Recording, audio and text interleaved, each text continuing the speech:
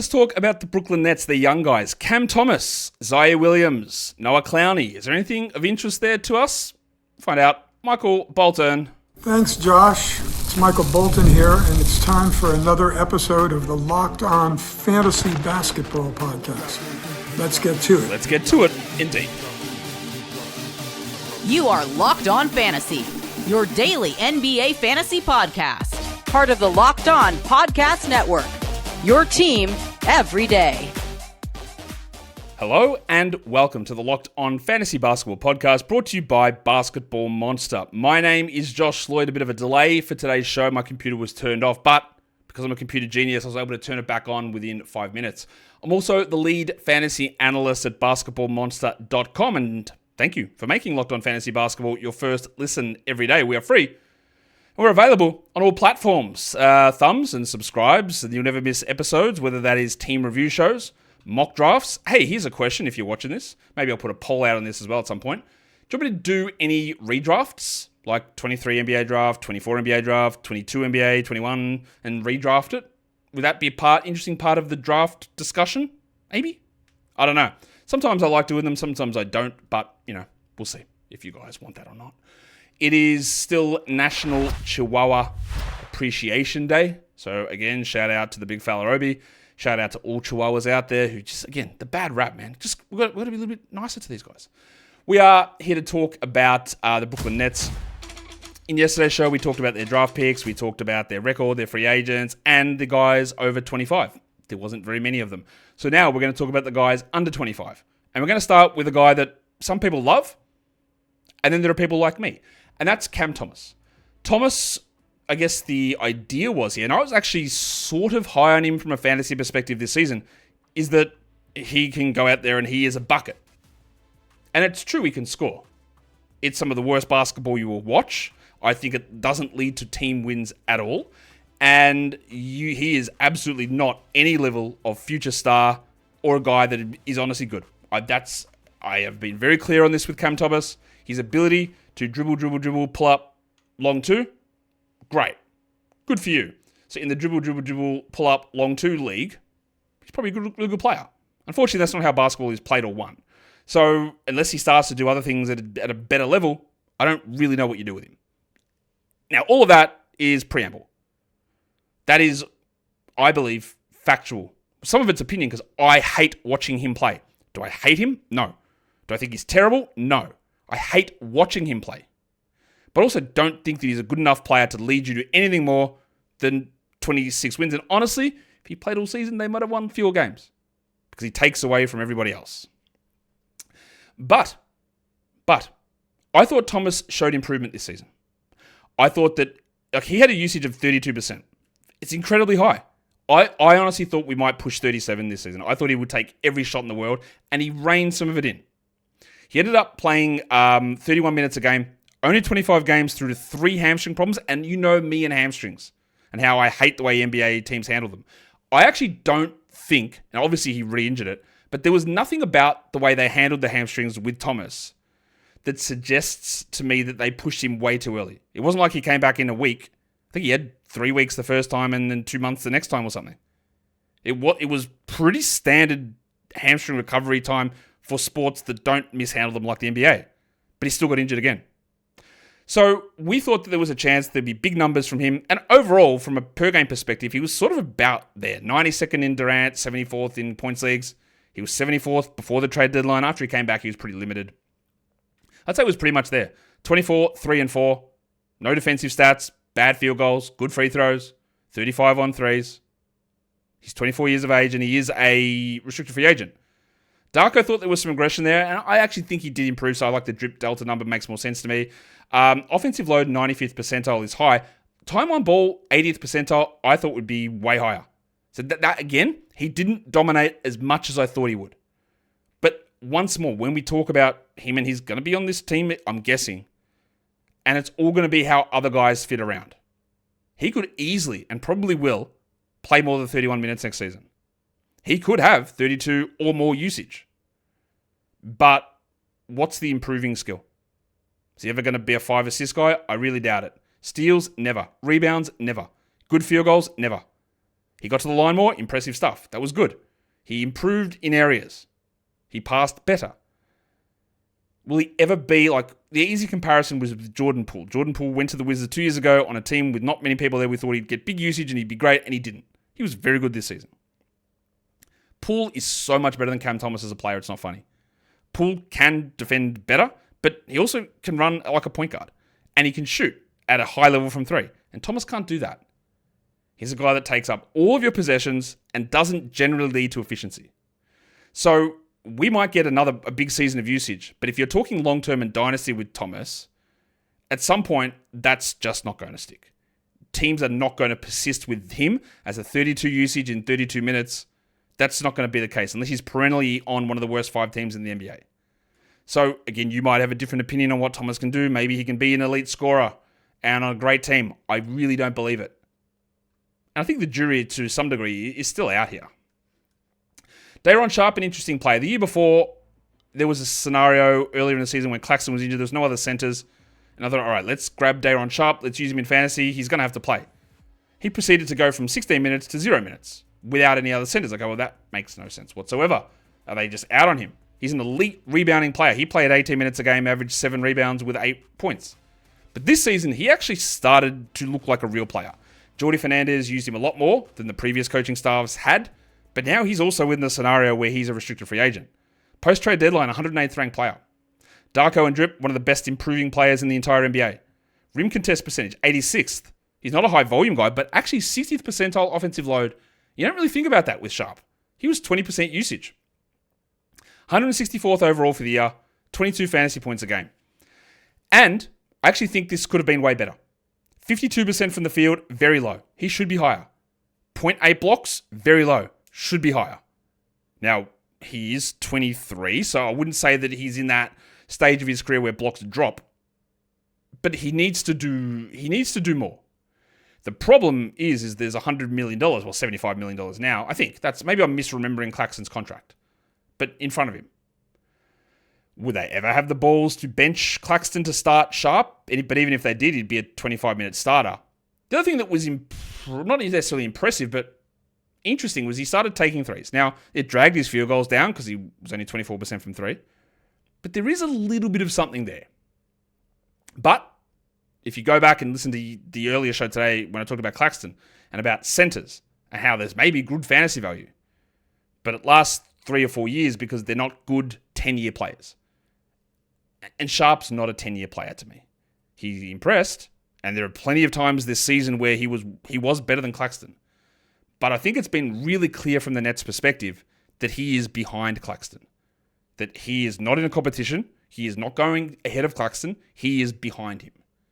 That can always change, but that's where we're at. So I like him. It's not a long-term prospect of this guy's going to be a star for years. But I do think there will be a period of time, whether it's on this team or another team, where Sharpe is a starter, 2-3 years, a couple of top 70 finishes, falls off.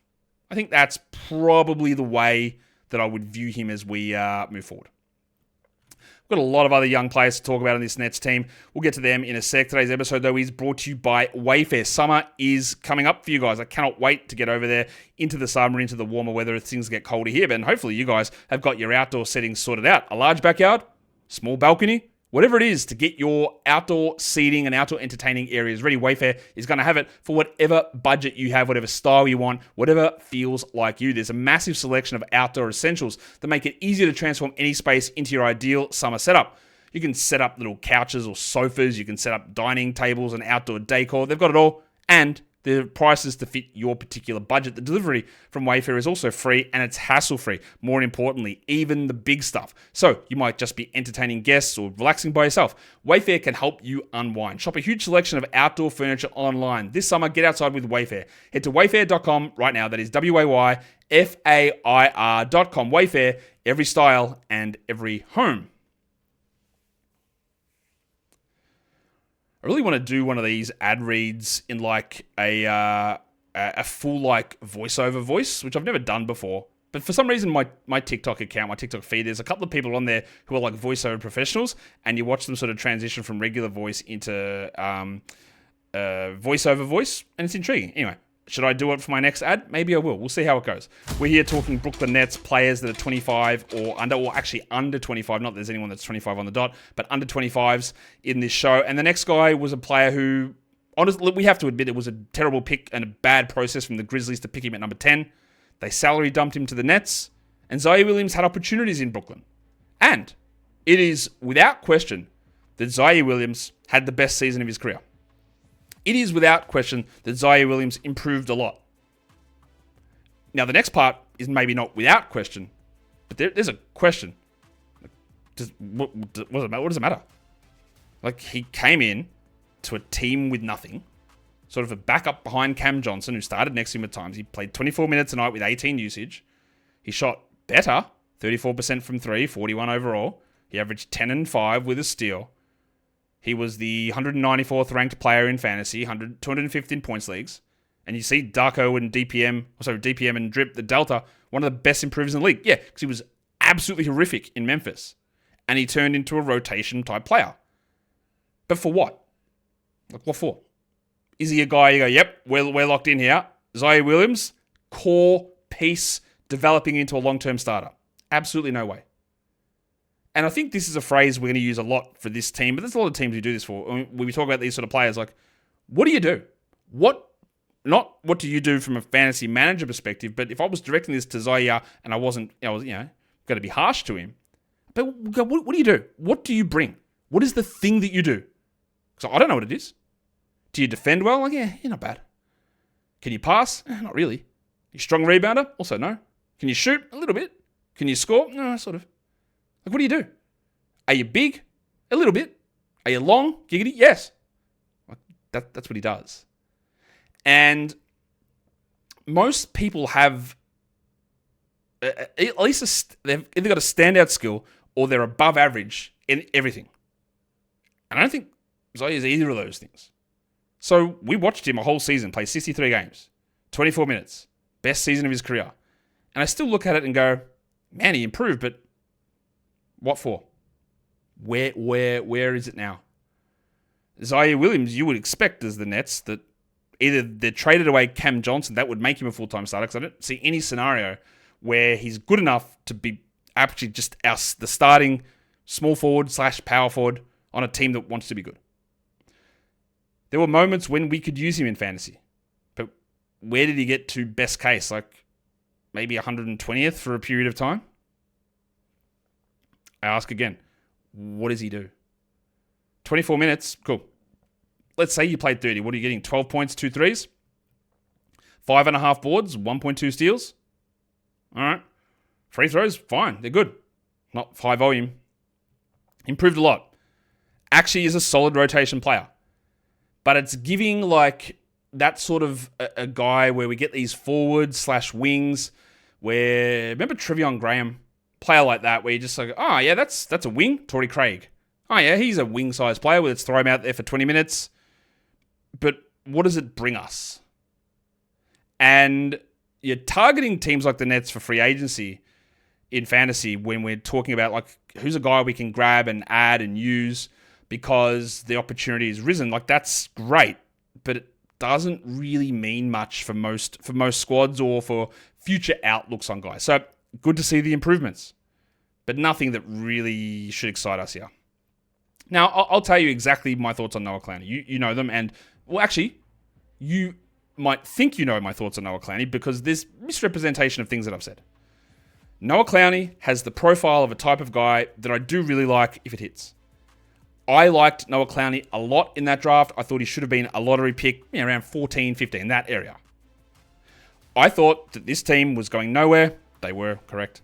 They were going nowhere, and he was their only player who was young and had starter quality upside. So I thought, who at the end of last season, Noah Clowney showed an ability to play some center, and I didn't like the fact that Claxton came back, but I thought, okay, he can play power forward and he might get a chance. He might get a chance to start. He probably won't, but he might get a chance to start. And it just didn't work. But that is what we do when we take flyers on players in the last round of a draft.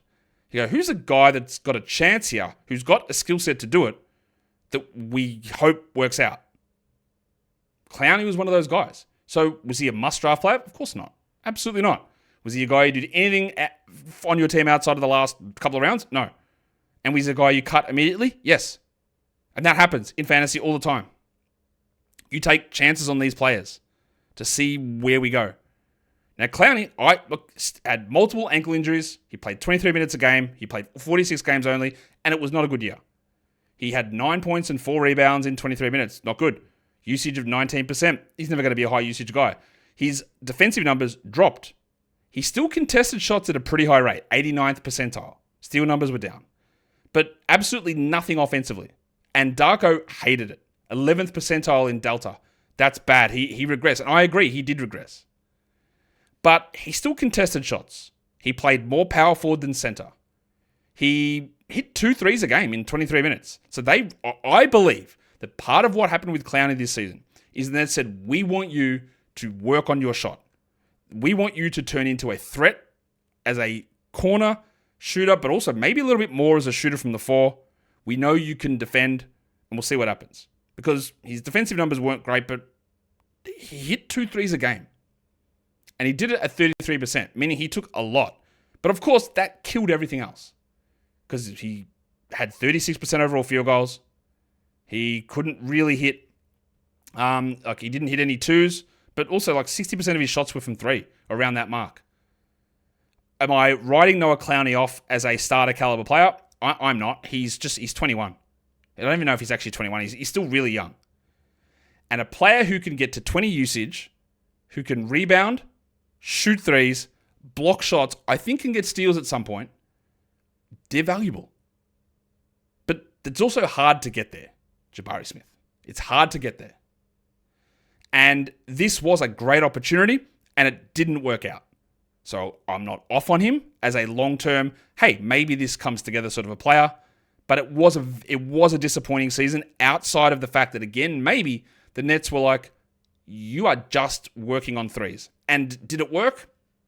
Enough volume that he has to be respected out there. And that's maybe the silver lining. But overall, not a good year. No one's denying that. Keon Johnson is an absolute hyper athlete.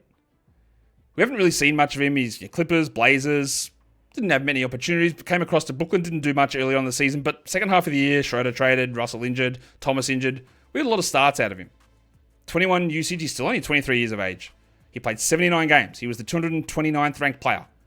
Keon Johnson, he averaged 10.5, 4 rebounds, 2 assists with a steal. He shot 39%. Those numbers don't seem right. Double check that. They are right. The reason I was confused is they looked almost exactly like Noah Clowney. So no, they're right. 10.5 points, 1.6 threes. He shot 39 from the field and 31 from 3, so the shooting still remains a real problem. The steal numbers are good. His deflection numbers are solid. He improved his passing numbers. He played a little bit more on ball. But look at what needed to happen. Schroeder traded, Russell injured, Thomas injured, Melton there but not playing. His best case scenario was 70% of DeAnthony Melton, I think, as a player. Elite athlete, can generate steals, cannot shoot, cannot run an offense, has some usage ability, but we saw at least an opportunity for him to be an everyday rotation player, which we'd never seen before. Did it go well enough that you think that is a future role for him? I don't think so. Drip must have really hated him because it puts him 98th percentile in terms of improvement. And I guess that's fair because he didn't really do anything in previous years. So to go from a guy who didn't do anything to being a rotation player and on a team that won more than expected, sure, no problem. But we always like to ask the question, we're not NBA GMs. We play fantasy, we watch the NBA.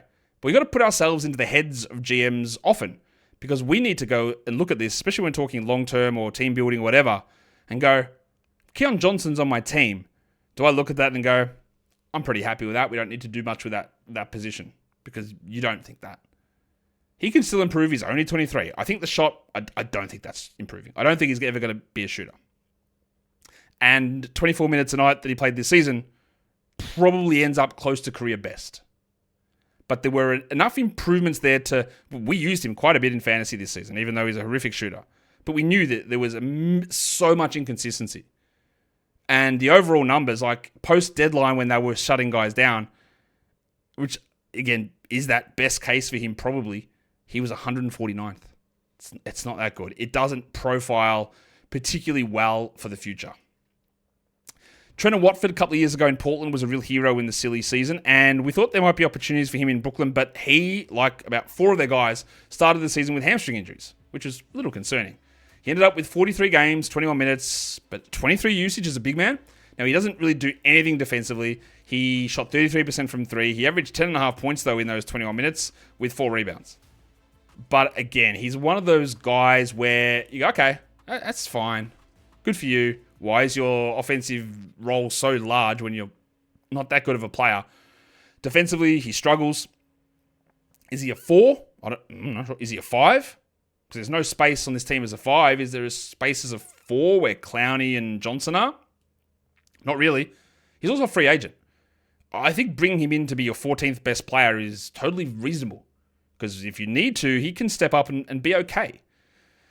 But that little run that he had in Portland where he was really putting up huge numbers, I think that, again, illustrates the idea that March basketball is fake and doesn't really mean that much as we move forward. But also just, I'm not sure we're getting that stuff back from him. He was fine, but upside-wise, not really there. Oops, push the wrong button. Maybe we'll go back and do that properly so that the people who need to see those breaks see it. There we go. Today's episode is brought to you by Car Gurus. Shopping for a car, it should be fine. Like, it should be great. You should be, hey, look at this, I'm buying a car. But not exhausting, not confusing, which it is, often. There are so many different makes and models and hidden fees and confusing prices, but Car Gurus removes that. It helps cut through the noise and shows you the best deals with full confidence. It's got over 4 million listings. More new and used cars on Car Gurus than any other major online marketplace in the US. They verify the dealers. They provide the real price analysis and give you the tools and data that you need to make the right choice without second guessing yourself. Maybe I should move into full voiceover mode now. The best feature? Price drop alert, so you know exactly when the perfect car is available for your budget. Plus, the in-depth vehicle details give you peace of mind before stepping onto any lot. It's no wonder that SimilarWeb estimated traffic data shows Car Gurus is the #1 most visited car shopping site. Buy or sell your next car today with Car Gurus at cargurus.com. That is cargurus.com. Make sure your big deal is the best deal. That is cargurus.com. cargurus.com. I think I could have done better on that. All right. Let's go. What is the next player we're going to talk about as we here look at the Brooklyn Nets? We're going to move into a guy who had, I thought, ample opportunities. I did not like this player coming out of college at all. And then when he entered the NBA, he did more than I thought he would. But it's sort of settled into being the guy that he was in college, and that's Jalen Wilson. And he's 24, older player, second-year player.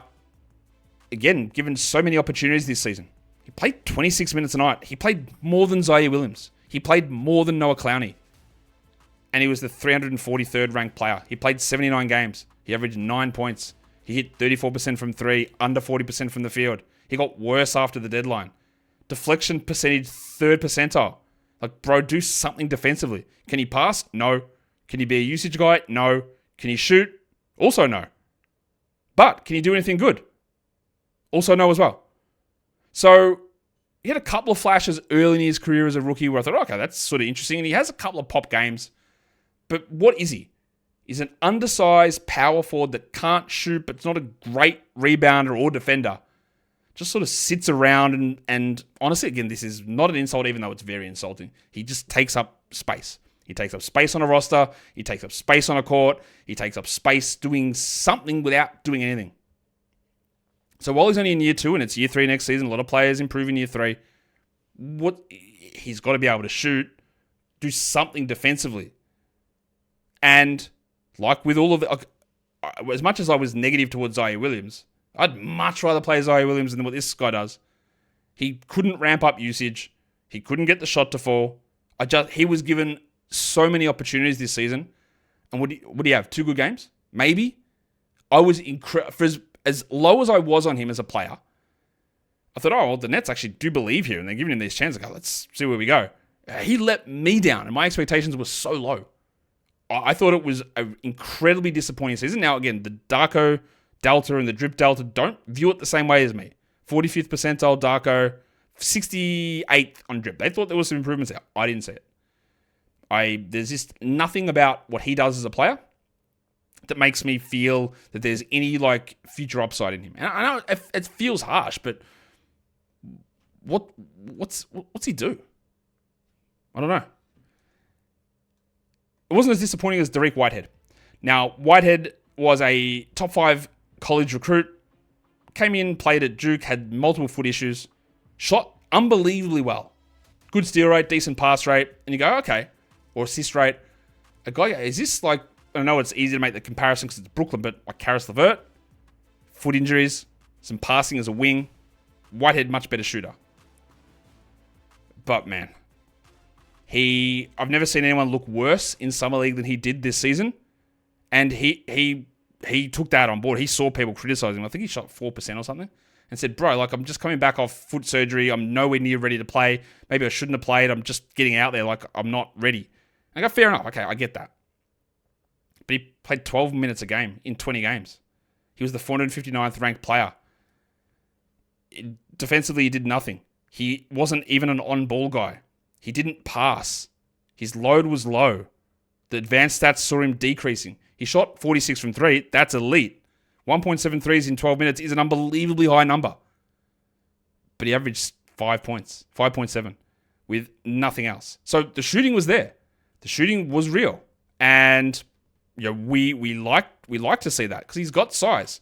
He's got the ability to shoot, and we've seen that. I actually do think that he can be a shooter. But he can't stay healthy. He doesn't defend. He doesn't do anything else.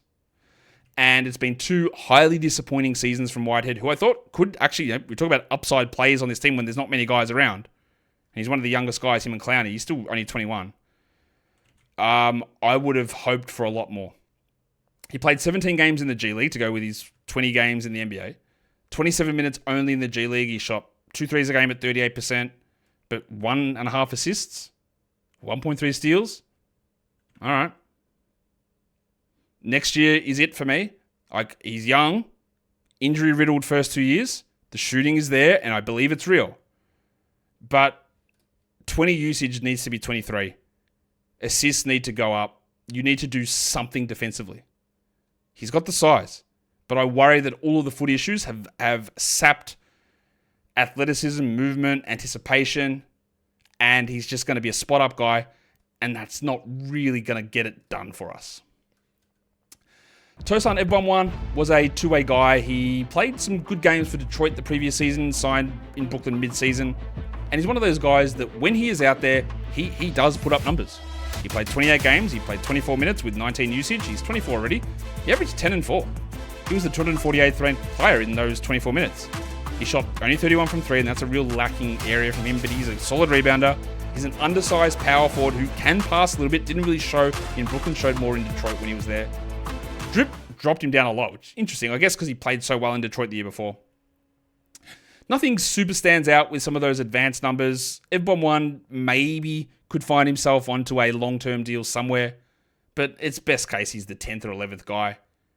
He can't really shoot. He's undersized for the position he needs to play. The passing's not spectacular enough to be a hub sort of a guy.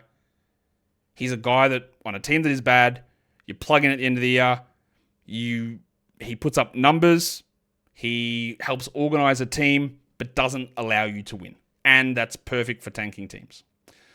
Drew Timme signed incredibly late. Incredibly late. I do not believe Drew Timme is anything close to an NBA player. But he played, and we used him in fantasy because he put up some numbers. He was the 149th ranked player in points leagues. He played 28 minutes a night in his 9 games. He averaged 12 and 7. He shot 63 from the line. He shot 26% from 3. He averaged 0.1 blocks as a center in 28 minutes. But he had 12 and 7. He is 25, or he's going to be 25 really soon. He had 21 usage. This is the fakest amount of numbers I've ever seen. Because he came in with 9 games left, where players were shut down, nobody was trying, and he was getting all of the minutes at center, and he would never play a minute in a game that is competitive in the NBA in his career, I don't believe. They've got a team option for him for next season. Maybe they bring him back. In fact, maybe they do, and then they cut him in training camp. That is all I need to say about Drew Timme, and I know that sounds harsh. Maxwell Lewis, a guy that had a little bit of pedigree as a second-round pick. Didn't do anything for the Lakers. Came across the Nets, played a game. I think it might have even been his first start, broke his leg. But, I mean, did we see anything here? He shot 38% from 3, but he played 12 minutes a game. He had 17 usage. All right, 437th ranked player. Now, would I prefer him than a Jalen Wilson? I might like to see what he can do. He's younger. But overall, not really. Like, the defensive stuff was good from him. He's got solid enough size. He college played at Pepperdine. He had to do a lot on that team, not a great team, and he had to do a lot of different things that he'll never have to do in the NBA. And we've seen that. Like, the shooting's not there. He's not a reliable shooter. He doesn't have to do the usage stuff. He doesn't have to be a rebounder or a passer. Defensively, again, not bad, but not able to take on an offensive role. And then second year ruined by injuries. If I was the Nets, I would guarantee that contract. I actually think there might be something there that best case he can become a 10th man. But, yeah, how exciting is that? The answer is it's not. Last guy I want to talk about is a two-way guy who was actually, is he one of the first two-way guys to ever be traded? The Vulture, Reese Beekman, came across in the in the D'Anthony Melton, Dennis Schroeder trade. Beekman is 24. He was a rookie on a two-way contract. He ended up playing 36 games, 13 minutes. The rankings numbers are bad. He averaged under 9 fantasy points a game. But what he does is why do I call him the Vulture? 2 reasons. His surname is Beekman. So, yeah, you got to have a bird-related thing in there. But he generates steals. 0.9 steals in 13 minutes. 95th percentile in deflections. He's passing volume 74th percentile. Interesting, but offensive load 40th. So he would get the ball, he would pass it, and that is all he would do. 12 usage as a point guard. 2.6 points. But he averaged 2 assists and 0.9 steals. And we saw there were moments later in the season when Russell was out, Beekman would start. You get 2 points, but you get 8 rebounds, also 8 assists and 2 steals. When he was not battling Killian Hayes for time. Overall, there's a lot that has to change. That usage is too low. Bro shot 18% from 3. Defensively, easy. He's there. He did it. He defended well. He's a ball hawk. He's a ball vulture, maybe. Could he work his way off a two-way onto a standard contract to become a defensive pest? Maybe. But offensively, outside of passing, which was good, we need to see a lot more. There were flashes. It wasn't a complete disaster. It wasn't a complete disaster. There were flashes. But it's hard, given that absolute absence of offense, to see how it goes. He will improve. He's a rookie. He's going to improve those numbers. He's going to improve his shooting. But does improving it get to 28? Or does it get to 31? Or does it get to 36? Does usage ever hit 18%? And that's where you just can write him off as a player. If those things don't happen, and I don't think they will. So, that's the Nets. A bunch of guys under 25 and a bunch of them that don't really matter. And now they get to add their highest draft pick in the Brooklyn Nets era onto this team. And it might be Kasparis, Yakuchionis. It might be Jeremiah Fears. It might be Kaman Malwak. It might be Derek Queen. I don't know. Lots of different ways to go. But one thing I do know when I look at this team's roster is there is nobody on this team that is foundational. Nobody. Not Cam Thomas, not Nick Claxton, not Cam Johnson, not D'Angelo Russell, not Noah Clowney. Nobody. Nobody is a part of the next great Nets team unless they're going to be the 7th or 8th man, most likely. And the only guys who are actually young are Whitehead and Clowney. And they had really disappointing seasons. So, yeah, that's where we're at with the Nets. Tomorrow we are doing... Who is the next team, actually? Because the Nets today, I think it is... That's a really good question, Josh. You should probably look that up. I think it's the Raptors. I think it's the Raptors we're doing tomorrow. So shout out to Canada. God, no wonder I forgot. The bloody Raptors. Anyway, we have to do it. We have to put ourselves... Sometimes we have to suffer. It's a cross we carry. The burden to talk about Toronto. That is tomorrow's show that we are doing. Guys, we are done here. Thank you so much for listening, everyone. See ya.